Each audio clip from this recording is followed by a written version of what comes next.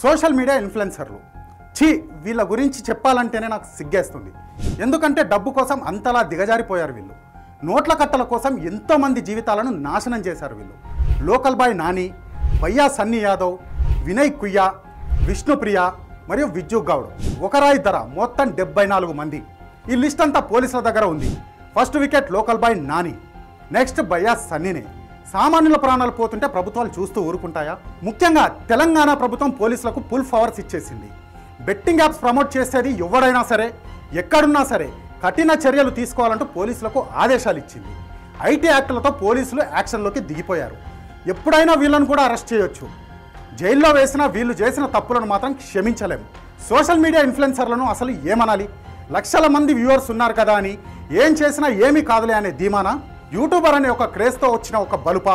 Social media పోస్టుల ద్వారా వస్తున్న డబ్బు చాలదా? డబ్బు యావలో పడి పైత్యం ఎక్కువై బెట్టింగ్ యాప్లను ప్రమోట్ చేస్తున్నారా? డబ్బు పిచ్చి అంతా ఎక్కువైందా? ఇప్పుడు అనుభవించండి. లోకల్ బాయ్ నానిని అడగండి ఒక్కసారి, జైలు ఎలా ఉంటుందో. త్వరలో మీరు కూడా చూస్తారులే. జైలు గోడల మధ్య ఒంటరిగా జీవితాన్ని అనుభవిస్తే గానీ ఎన్నో కుటుంబాలను నాశనం చేసిన ఆ పాపం పోదు.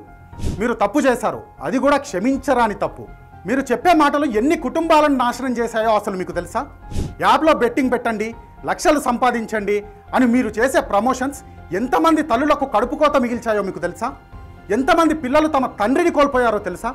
బెట్టింగ్ యాప్లో నష్టపోయి చనిపోతున్నారని తెలిసి కూడా మీరు ప్రమోషన్స్ చేస్తారా?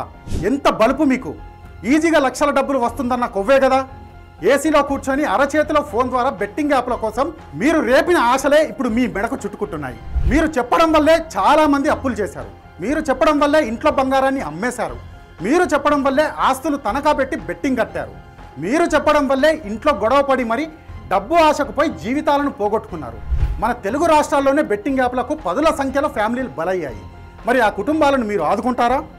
వాళ్ళు కోల్పోయిన జీవితాన్ని తిరిగి మీరు ఇస్తారా? ఇప్పుడు చెప్పండి, తమ వారి ప్రాణాలు కోల్పోయిన ఆ కుటుంబాలు పడుతున్న క్షోభ అంతా ఇంత కాదు. మీకు కొంచెమైనా సిగ్గుండాలి. భయ్యా సన్నీ యాదవ్ వింటున్నావా? విజ్జుగౌడ్ అసలు ఏం చేశావో నీకు తెలుస్తుందా? విష్ణుప్రియ నువ్వు కూడానా?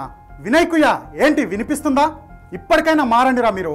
ఒక్కసారి ప్రాణాలు తీసుకున్న వారి కుటుంబాల దగ్గరికి వెళ్ళండి. వాళ్ళు ఎంత నరకం చూస్తున్నారో చూడండి.